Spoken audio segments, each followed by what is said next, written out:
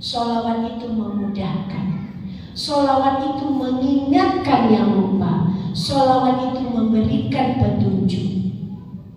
Dan sholawat itu dijanjikan oleh Rasulullah untuk pertolongannya berbentuk syafaat. Ada berapa rantang kita? 4. Istighfar, zikrullah, salam, sholawat. Terakhir rantang ibadah. Nah, ini akan kita mulai. Rantang ibadah. Ibadah utama yang akan kita lakukan di sana adalah ibadah umrah. Kita akan memulai umrah ini dari rumah, ya. Ini dari rumah. 1. Ketika akan berangkat dari rumah, yang harus ibu bapak lakukan yang pertama bertoharoh. Sempurnakan bertoharoh. Ini yang udah sering banyak katakan. Perempuan ibu, banyak ibu-ibu yang bertoharohnya tidak sempurna. Kenapa? Maaf, toharoh itu kalau bahasa apanya membersihkan kelamin ketika buang air, ya. Sering ibu-ibu itu bertoharoh cuma disiram atau disemprot. Tidak ada lagi orang yang sudah umroh cara toharohnya tidak seperti itu. Karena kita punya banyak lipatan.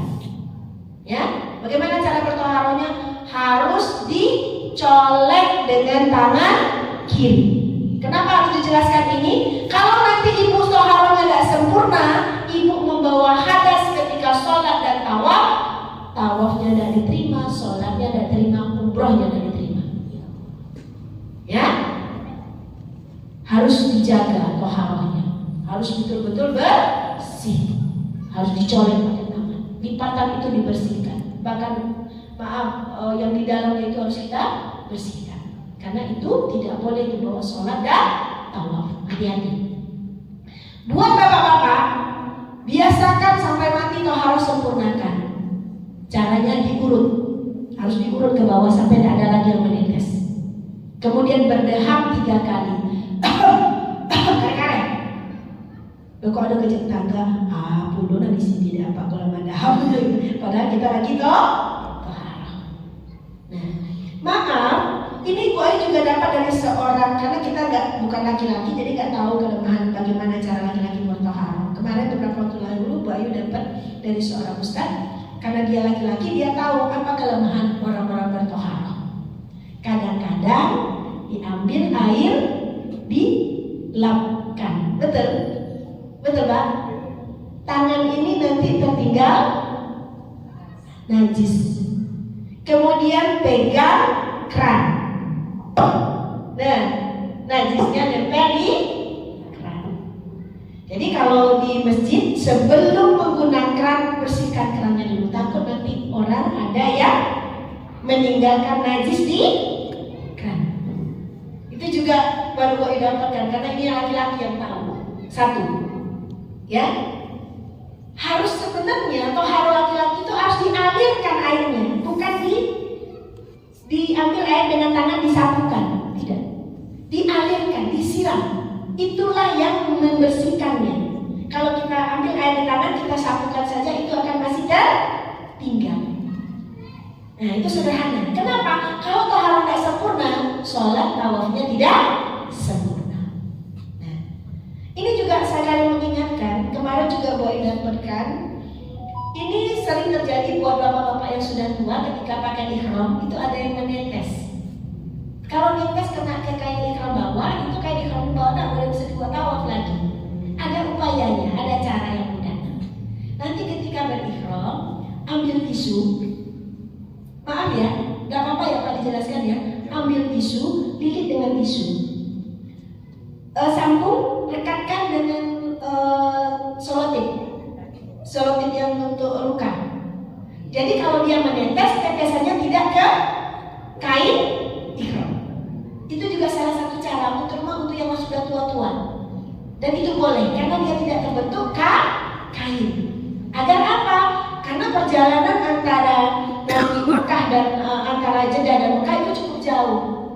Ya, agar apa? Kain ihram kita yakin tidak terkena tetesan najis. Ya, itu salah satu cara. Ya, tutup dengan tisu yang dibalut. Nah.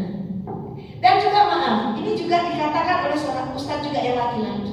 Terkadang ada namanya mani, ada namanya mazi ya Pak ya. Itu keluar dia, kalau kita capek itu keluar. Itu kalau kena pemakaian ihram juga menjadi najis.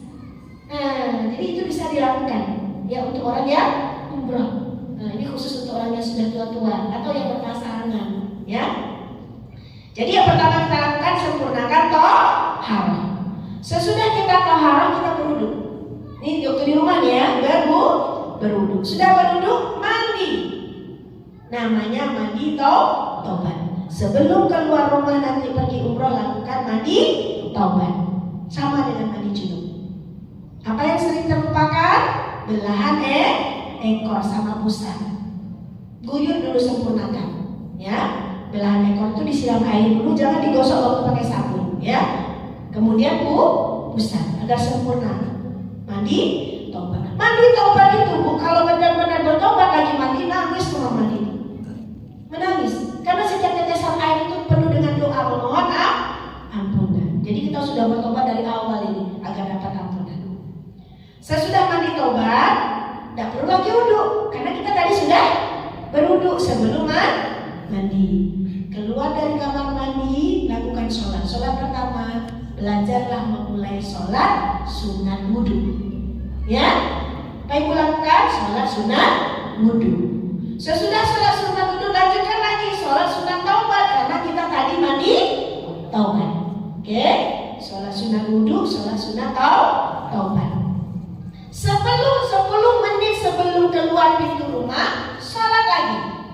Sholat sunat safar. Ya, jangan lupakan sholat sunat safar 2 rakaat. Di waktu sholat sunat safar, habis sholat minta 4 hal. Jangan lupa doa ini. 1 minta sehat, 2 minta perlindungan, 3 minta petunjuk, yang keempat minta kemudahan. Sesudah sholat safar minta 4 hal ini. Sehat, perlindungan, petunjuk, kemudian kemudahan. Nah, sebelum keluar pintu biasakan baca doa Bismillahirrahmanirrahim, la haula wala quwata illa billah. Lanjut ayat kursi, ya, sebelum keluar rumah. Begitu juga nanti kalau nginap di Padang, nanti insya Allah ibu katanya nginap di Padang ya, nginap di Padang. Sholat safarnya ulang lagi boleh. Di rumah sholat safar di Padang menuju bandara, nanti sholat safar lagi bagus. Sholat safar ini dikerjakan ketika kita akan perjalanan. Setiap kita keluar mau berjalan, safar lagi, ya. Ketika nanti kita akan langsung umroh, kita ziarah dulu, dan ke Madinah dulu, kita langsung ke kota Mekah. Apa yang kita lakukan? Nanti ibu-ibu sebelum berangkat tadi di rumah sok mandi taubat. Nanti di hotel sebelum ke bandara, sebelum keluar mandi lagi, mandi ihram. Ya, jadi mandinya bukan hanya sekedar mandi, ada niatnya mandi ihram, karena nanti kita akan bermikat di Yalamlam atau di Jeddah. Nanti susah kalau di Jeddah, susah mandinya, ya, nanti repot. Mandi aja dulu di sebelum berangkat. Kalau ibu-ibu boleh sudah gunakan pakaian ihram. Kalau bapak-bapak nanti aja di Jeddah, karena mungkin di Jeddah nanti. Ya, nanti perhatikan, nanti Ibu Yanti berangkat jam 10. Jam 10 berarti belum masuk dulu sholat duhur. Kita hitung sholat kita ya. Kita berangkat jam 10 tambah 9 jadi 10, 19 kurang 4 jam 15. Jam 15 berarti kita nanti berada di sholat duhur menjelang asar. Mungkin sudah asar. Berarti kita tinggal sholat 1 nih, duhur belum, ya? Karena belum masuk waktu zuhur, pasangnya jamak takhir di Jeddah, ya, pasangnya. Karena kalau kita jamak takhir, kita pasangnya dulu untuk menjamaknya, ya.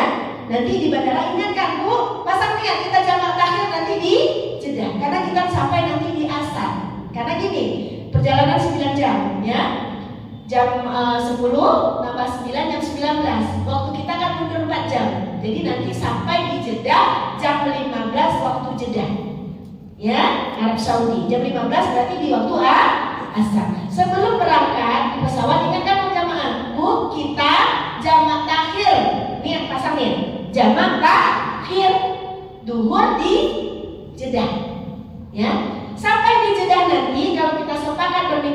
Jeddah. Sampai di Jeddah selesai pengurusan paspor, semuanya selesai, pergi ke kamar mandi, berwudu. Ya, berwudu apa yang kita lakukan dulu pertama? Jamak dulu, sholat asar dulu. Sholat asar, kemudian jamak tahir duhur di Jeddah nanti. Sholat asar dulu, sempurnakan 4 rakaat, jangan dikosong. Sempurnakan biar nggak apa-apa. Ya, walaupun kita mengosong juga boleh, tapi lebih baik disempurnakan. 4 rakaat, lanjut sholat jamak tahir duhur, boleh dikosong. Ya. Kemudian setelah itu sholat lagi. Sholat apa? Sholat sunat ihram. Ini kalau di Jeddah, sholat sunat ihram. Ya, di bandara itu sholat sunat ihram. Sesudah sholat sunat ihram, lafazkan niat umrah. Oke, lafazkan niat umrah. Jadi kita nanti di bandara pasang niat jamak tahir duhur. Sampai di bandara, ke kamar mandi, ganti ventilator. Ya, Ibu Ayu ingatkan lagi yang bersih. Sampai di bandara, ambil wudu. Nanti ada tuh banyak tempat wudhunya. Hati-hati dengan belum, karena belum berniat. Belum. Berwudu. Sudah berwudu, sholat. Sholat pertamanya sholat asar. Sempurnakan 4 rakaat, kemudian takhir duhur dengan kosong boleh. Ya, dikosong boleh dan dikosong juga boleh, terserah. Setelah itu sholat sunat ihram. Nah, paham Ibu? Sholat sunat ihram. Sudah sholat ihram, salam, boleh zikir dulu, pasang niat ihram. Niat umrah, bukan niat ihram. Niat umrah. Sama-sama bacanya. Labbaik Allahumma umratan lillah. 4 kata. Labbaika Allahumma umratan lillah. Kalau 3 ini aja udah sah. Tapi Bu Ayu selalu menambahkan dengan kata lillah. Kita ulang. Labbaik Allahumma umratan lillah. Ketika itu diucapkan, kita diikat oleh larangan ihram. Ya, hati-hati dah. Kita harus jaga larangan ihram. Untuk diri kita sendiri 4 bagian, 4 masalah yang harus kita jaga. Tidak boleh foto kuku, tidak boleh mencabut bulu, tidak boleh terbuka aurat. Hati-hati, tidak boleh terbuka aurat. Yang keempat, tidak boleh berwangi-wangian. Aurat, dagu ya. Bu Ayu tadi sudah ingatkan, dagu.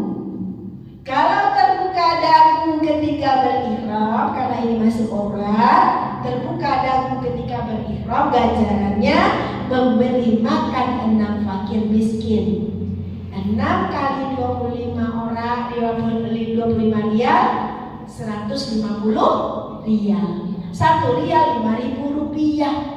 Berapa angkanya Bu Yanti? 2 juta ya? Lebih kurang kafaratnya. Jadi ya, kaos kaki tidak boleh terbuka. Untuk bapak-bapak tidak boleh pakai biji. Tidak boleh menutup kaki, harus pakai sandal. Tidak boleh pakai kaos kaki, tidak boleh pakai sepatu. Hati-hati buat bapak yang agak gemuk, pusatnya. Banyak tuh Pak, orang pakai ihram pusatnya turun. Nampak itu termasuk larangan ihram, karena itu aurat. Ya, harus tertutup pusatnya.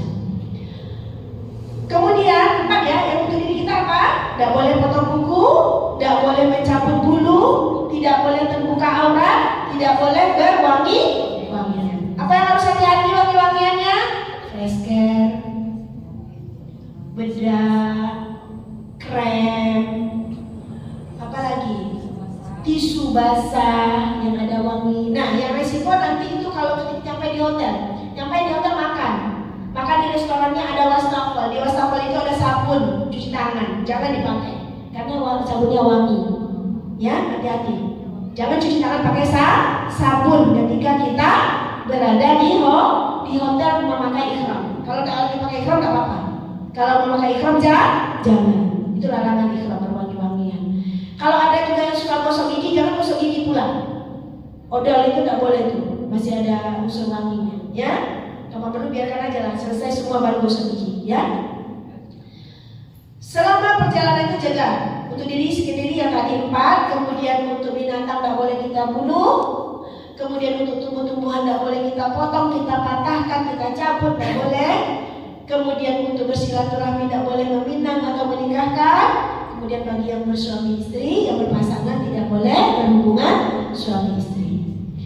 Poin tadi lupa, mulai dari rumah kita sudah mendapat larangan sampai pulang nanti, bahkan seumur hidup pegang larangan ini. Selama kita melakukan ibadah umrah mulai dari rumah sampai pulang, bahkan sampai mati pun kita pegang. Wala fusuka, wala jidala, wala rofasa. Apa fusuk?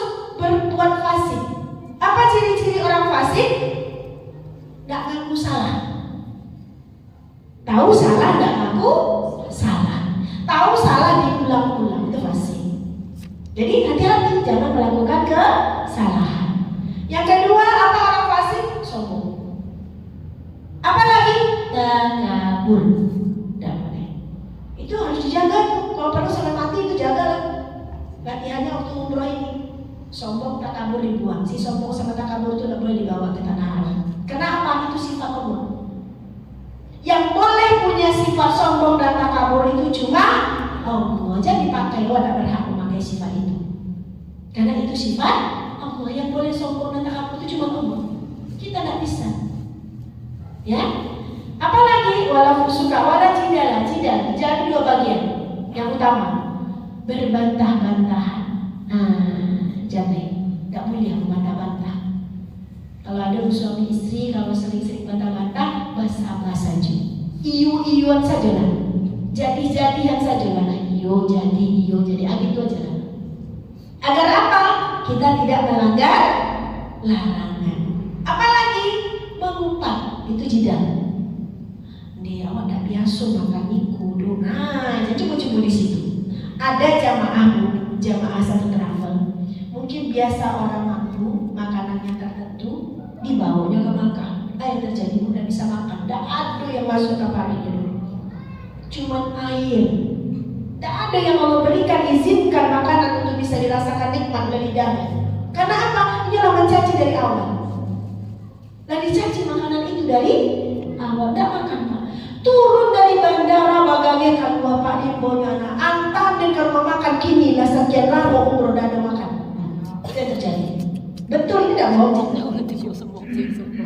Baru turun Kak Balarinya tinggal barang-barangnya Balari keluar. Cari anaknya. Antar dan kini ke rumah makan. Dan ada nanti misalnya makan dimakan. Itu juga air putih. Nah, mengumpat itu tidak boleh. Alhamdulillah. Apa yang ada di hadapan kita itulah yang Allah berikan. Itu yang harus kita syukuri. Ada makanan yang kurang enak, alhamdulillah. Nah, ya, jangan hati-hati. Ini benar terjadi. Boy udah cerita dongeng. Turun dari bandara bawa lagi keluar, berlari. Antar gini, antar dia ke rumah makan. Dia makan di rumah makan tuh habis. Selama di situ tidak ada yang bisa masuk. Itu kejadian. Ya, hati-hati. Karena apa? Allah sedang menguji. Karena tidak boleh sombong dan takabur, tidak boleh mengumpat, tidak boleh membantah-bantah. Karena apa? Dalam setiap saling berbantahan itu, berbeda pendapat itu, biasanya ada sifat sombong yang muncul di sana, membenarkan sesuatu, ya kan? Nah, jadi bersabarlah di situ. Sampai di mana tadi? Iya, larangan ikhram. Jaga sampai di kota Mekah. Sampai di Mekah nanti itu ibu diuji loh, bapak diuji. Tasnya lah nanti tinggal beko, kamar lah yang tak cocok kawan kamar beko, perasaan hati itu diuji tuh di situ tuh, berat tuh. Ketika bagi-bagi kamar tuh kebaran ujian tuh di situ. Nah, disitulah bau si sabar jo si syukur. Boy kan bilang, waktu umroh jangan lupa membawa si sabar jo si syukur untuk mencapai si rahmat. Baik kemarin gua kalau kami manasik, kalau kita umroh nih kita bawa apa? Ada namanya si sabar, ada namanya si syukur. Si sabar, si syukur kok bawa untuk apa? Mencapai si rahmat. ceritanya baik umroh. Kenapa? Karena kita mengejar rahmat Allah yang ada di Masjidil Haram dan Masjid Nabawi. Nah, ini ilustrasi doa kalau ngajar umroh, ngajar manasik. Pai umroh bawa si sabar dan si syukur untuk mencapai si rahmat. Nah, itu kata kuncinya, ya Pak. Jangan sampai tak bawa si rahmat pulang Pak, itu ganteng Pak. Jangan sampai tidak bawa si rahmat pulang. Orang umroh tak membawa si rahmat pulang, umrohnya pasti tertolak.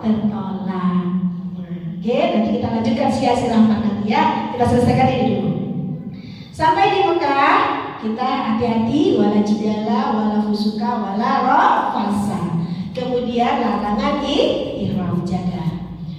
Nanti Bu Yanti bilang, Pak, Bu jam 10 malam beko awal tawaf lain.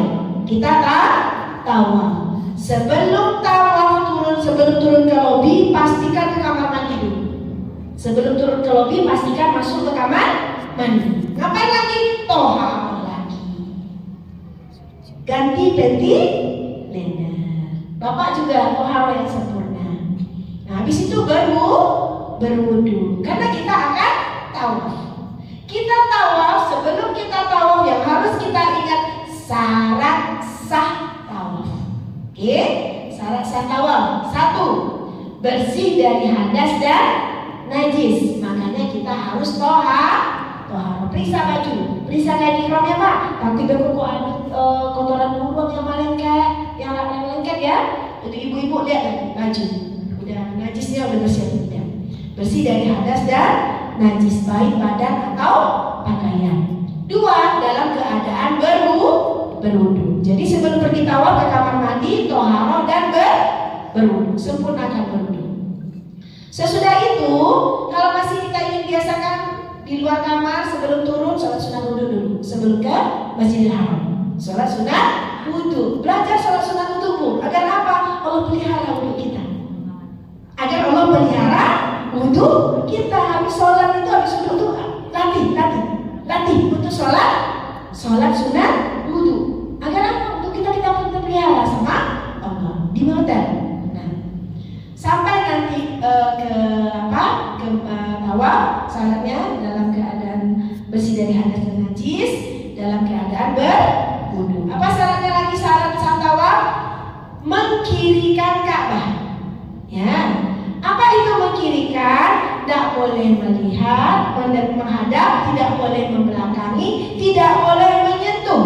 Itu yang mengkirikan. Apa mengkirikan Ka'bah? Tidak boleh menghadap, tidak boleh membelakangi, tidak boleh menyentuh. Tidak boleh masuk ke dalam hijir Ismail, tidak boleh mencium Hajar Aswad, tidak boleh menyentuh Ka'bah di waktu 7 putaran tawaf. Waktu tawaf saja. Kalau sudah tawaf boleh masuk hijir Ismail, boleh cium Hajar Aswad. Tapi waktu tawaf tidak, karena kita mengkirikan Ka'bah. Bagaimana caranya? Tidak boleh menghadap, tidak boleh membelakangi, tidak boleh menyentuh, tidak boleh masuk ke dalam hijir, tidak boleh mencium Hajar Aswad. Itu yang mengkirikan. Ya? Nah, putar. Kemudian jumlahnya 7 putaran, harus pas. Tidak boleh lebih, tidak boleh kurang. Terakhir kita harus tawaf di dalam masjid, tidak boleh di luar masjid. Satu lagi yang menjadi syarat sahnya tawaf, aurat tertutup sempurna. Nah, syarat sahnya juga aurat harus tertutup sempurna.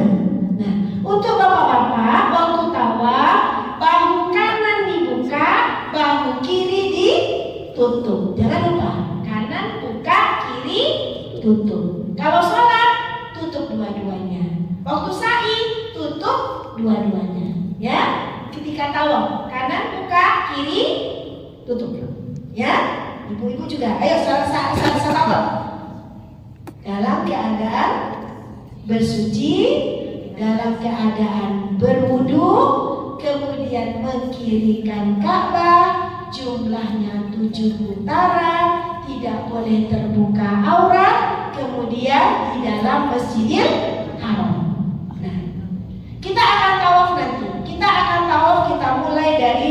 sudut Hajar Aswad.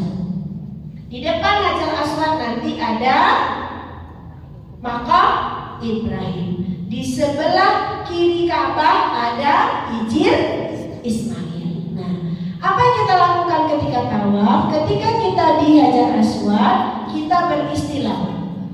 Gimana caranya? Dan jangan menghadap. Sebenarnya Rasulullah pertama kali, waktu yang pertama Rasulullah menghadap ke arah Hajar Aswad. Tapi Bu Ayu nggak menyarankan seperti itu. Kenapa? Karena sekarang suasananya sudah sangat padat. Takut ketika kita menghadap kita didorong orang. Jadi kita tidak memulai tawaf di titik yang benar. Jadi dari awal posisikan saja sudah dalam keadaan mengkirikan Ka'bah. Ya. Di sudut Hajar Aswad kita beristilah. Apa yang kita lakukan? Lihat mata melihat Hajar Aswad. Dilirik. Ya, dipalingkan. Kepala dipalingkan ke Hajar Aswad. Lihat. Apa yang kita lakukan? Angkat tangan, ucapkan Bismillahi Allahu Akbar. Kemudian cium. Isyarat kita mengusap dan mencium Hajar Aswad karena kita jauh. Ya. Yang dilihat cuma badan, jangan ikut pulang. Badan tidak dihadapkan. Cukup dengan melihat Hajar Aswad. Bismillahirrahmanirrahim. Cium. Dari Hajar Aswad sampai ke makam Ibrahim kita berzikir. Apa kalimatnya? Subhanallah walhamdulillah la ilaha illallah Allahu akbar la haula wala quwata illa billah. Ulang-ulang. Ya. Apa yang kita harapkan di sini? Allah gembira. Yang kedua apa janjinya lagi? Kita mendapatkan pohon di surga. Boleh ceritakan kemarin? Ketika Rasulullah Isra dan Mi'raj ketemu dengan Nabi Ibrahim di langit ke-7, apa pesan Nabi Ibrahim? Ya Muhammad, perintahkan, seru, ajak umatmu untuk mengucapkan Subhanallah walhamdulillah la ilaha illallah Allahu akbar la haula wala quwata illa billah. Setiap kau diucapkan oleh umatmu, maka mereka sedang menanam pohon di surga. Bayangkan, ucapkan itu, bayangkan pohon apa yang mau kita tanam di surga.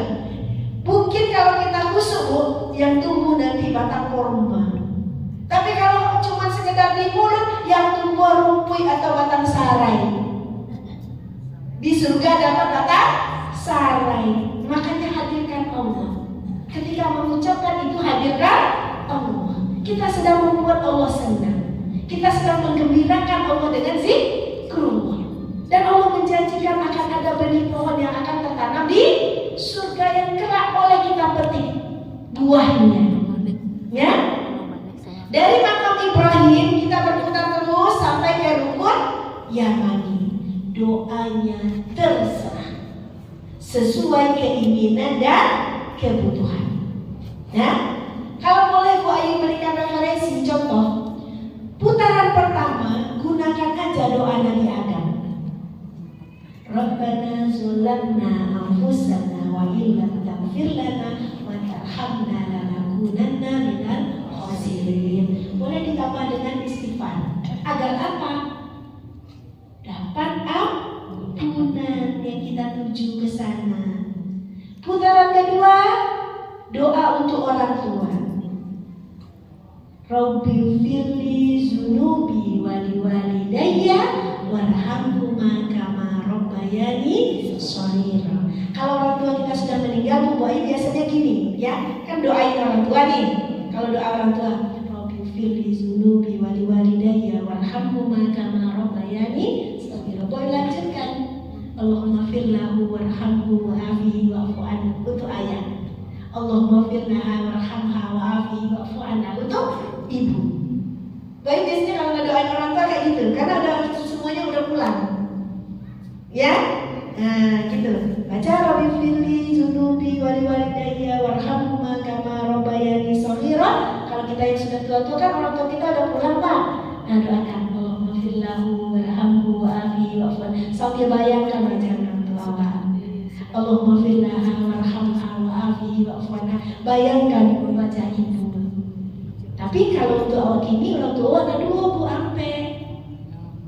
Siapa dua lain? Mertua. Nah, jadi tinggalkan. Ya, jadi putaran kedua untuk orang tua. Putaran ketiga gunakan doa Al-Furqan 74. Surah Al-Furqan. Rabbana hablana min azwajina wa dhurriyyatina qurrata a'yun waj'alna lil muttaqina imama. Nah, ketika ucapan itu, baca itu terus. Anak yang pertama si namanya si Andi, hanya sedang kuliah ini ya Allah. Ayo diminta anak doakan sambil berjalan. Boleh pakai bahasa Allah. Anak yang kedua si ya. Nah, jangan lupa suami atau istri. Dia ya Allah suami aku pameran. Suami mau pameran ya Allah. Pulang berokok lembutkan hatinya. Boleh. Ya. Ayo mungkin sholatnya kurang sempurna ya Allah, beri hidayah ya Allah, biar menyempurnakan sholat. Ya boleh, satu persatu kita doakan. Tapi ucapannya Al-Furqan 74. Nah, bayangkan satu persatu. Kita khususkan putaran kedua untuk orang tua, putaran ketiga untuk suami, pasangan kita dan anak, putaran keempat cukup dengan sholawat. Bersolawat. Mulai dari makam Ibrahim sampai menyamai sholawat. Bayangkan Rasulullah, bayangkan syafaat, hadirkan rasa mahabbah kita kepada Rasulullah. Nah, putaran kelima, Al-Kahfi. Nah, ini menarik nih. Al-Kahfi ayat 10. Rabbana atina min ladunka rahmah wa hayyi lana min amrina. Kenapa? Karena kita ke Masjidil Haram itu sadar menjampi si rahmat. Dan kita sedang menjemput si rahmat. Apa yang rahmat tadi? Si rahmat itu apa saja bagiannya? Yang pertama Islam. Kalau kita mendapatkan rahmat Allah yang Allah sediakan di Masjidil Haram, insya Allah akan menuntun kita mendapatkan atau melaksanakan atau meyakini agama Islam yang benar dan lurus. Apalagi bagian rahmat itu Al-Quran. Allah akan berikan kita petunjuk dengan Al-Quran. Allah akan memudahkan kita berinteraksi dengan Al-Quran. Apalagi rahmat itu mahabbah kepada Rasul, cinta kepada Rasulullah, para Nabi dan Rasul. Apalagi rahmat itu, sisi rahmat itu pertolongan. Jadi kalau ada kesulitan, kita punya kesulitan masalah, tidak usah cari penyelesaiannya dulu, rajin-rajin aja ke masjid dulu. Nanti akan Allah carikan pertolongan. Apalagi rahmat itu doa dikabulkan. Apalagi yang menjadi rahmat? Istiqomah dalam ibadah. Kalau kita dapat rahmat itu, insya Allah pulang umrah kita istiqomah ibadahnya. Ibadah kita menjadi lebih baik kalau si rahmat kita mau pulang. Apalagi yang paling hebat juga, terhindar dari maksiat, itu rahmat Allah. Terhindar dari maksiat. Dan yang tertinggi dari rahmat Allah itu adalah surga. Itu yang kalau sampai ke Masjidil Haram. Nah, itu yang kita dapatkan. Makanya di putaran kelima, doa sarankan baca doa Al-Kahfi ayat 10 tadi. Rabbana atina min ladunka rahmah wa hayyi lana min amrina rasyada. Ulang-ulang itu sambil bayangkan rahmat tadi. Bayangkan rahmat yang Allah janjikan itu. Tak bawa pulang. Rahmat itu tak bawa pulang. Ya. Keenam, terserah. Ketujuh, terserah. Boleh bahasa Indonesia, boleh pakai apa saja. Ini contoh ya, boleh dipakai atau bisa juga menggunakan doa ya di dalam buku. Cuman resikonya khususnya susah. Kalau kita menggunakan doa yang di dalam buku agak sulit. Karena kita didorong. Tapi kalau kita punya doa yang sudah ada di kepala, sudah ada tujuannya, kita bisa tenang. Apa yang dibutuhkan dan diinginkan Allah di waktu tawaf? Allah menginginkan kita dalam keadaan khusyuk dan tawadu. Apa yang diinginkan Allah ketika kita tawaf? Dalam keadaan khusyuk mengingat Allah dan tawadu, merendahkan diri di hadapan Allah. Nah, ya. Kemudian selama setiap di Hajar Aswad beristilam Bismillahirrahmanirrahim, dilambai dikecup. Ketika di Rukun Yamani beristilam juga, tapi tidak dikecup, cukup dilambaikan saja. Lihat rukunnya, lihat rukunnya, lambaikan. Ya, di antara Rukun Yamani sampai Hajar Aswad doanya sedikitnya sama. Doa sapu jagat. Rabbana atina fid dunya hasanah wa fil akhirati hasanah wa qina adzabannar. Nah, ketika membaca doa ini pahami nanti Rabbana atina fid dunya hasanah, ya Allah berikan aku di dunia hasanah. Maka insya Allah yang hasanah. Nah, ya kan? Ketika membaca doa itu minta sama Allah, Rabbana atina fid dunya hasanah, dunia yang hasanah. Ya Allah, suami jadikan suami yang elok ya Allah, anak-anak yang elok ya Allah, ya Allah, tetangga yang elok saja ya Allah, orang sakit yang datang yang elok-elok ya Allah, yang indah-indahkan ya Allah. Kalau ilmu yang baik-baik ya Allah, ada di dunia hasanah. Jadi bukan hanya ucapan, ada yang kita minta dari yang hasanah itu apa? Mulai dari yang samping kita dulu. Pasangan kita jadikan pasangan yang baik, anak-anak jadikan anak-anak yang baik, soleh-solehan, tetangga yang baik, keluarga kita menjadi keluarga yang baik, rizki yang baik, ilmu yang baik, itu yang dunia hasanah. Wa fil akhirati hasanah. Apanya di akhirat yang hasanah? Ya Allah, ketika di padang mahsyar nanti ya Allah mudahkan. Ya Allah, ketika di timbangan nanti ya Allah beratkanlah timbangan amal, ampunilah dosa. Ya Allah, ketika sampai nanti di sirat ya Allah lapangkan jalannya sehingga sampai di surga. Itu yang akhirat hasanah. Jadi kita baca tapi ada yang kita tuju dari kalimat tersebut. Ya, pemahamannya jelas. Nah, selesai 7 putaran, terakhir tak istilah lagi. Kalau sudah 7 tidak istilah, kita ucapkan Alhamdulillahirabbil alamin. Ya, sesudah kita tahu apa yang kita lakukan, sholat sunat tawaf. Boleh di mana saja. Boleh di mana saja. Oke. Sesudah sholat sunat, minum air zam-zam. Jangan sekali-kali minum air zam-zam pakai tangan kiri, harus tangan kanan. 3 tegukan, baca Bismillah. Bismillahirrahmanirrahim, minum. Bismillahirrahmanirrahim, 3 tegukan. Apa doanya? Allahumma inni as'aluka ilman nafi'an wa rizqan wasi'an wa shifaan min kulli da'in wa saqamin bi rahmatika ya arhamar rahimin. Itu doanya. Tambah sholawat. Kalau doain pasti nambahnya ada sholawat. Karena rasanya kalau berdoa tanpa sholawat itu kayaknya gimana gitu, tidak tahu ya. Pasti ditambah dengan sholawat. Allahumma sholli ala sayyidina Muhammad wa ala ali sayyidina Muhammad. Baru minum 3 tegukan. Sesudah 3 tegukan, bapak-bapak usahakan membasahi ubun-ubun kepala, karena masih gampang ya.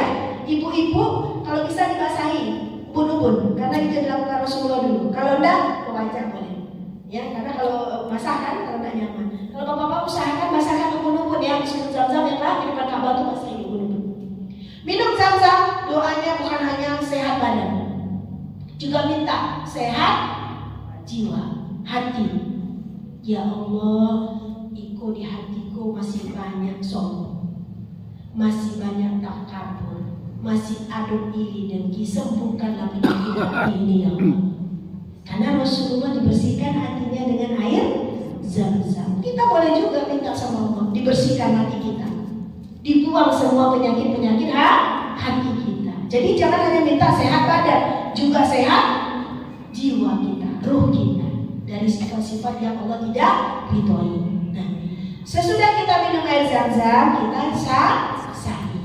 Apa kalimat yang jangan kita lupa sebelum mendaki? Abdahu bima bada Allahu bihi wa rasul. Jangan lupa itu. Kalau nggak bisa bahasa Arabnya ini aja.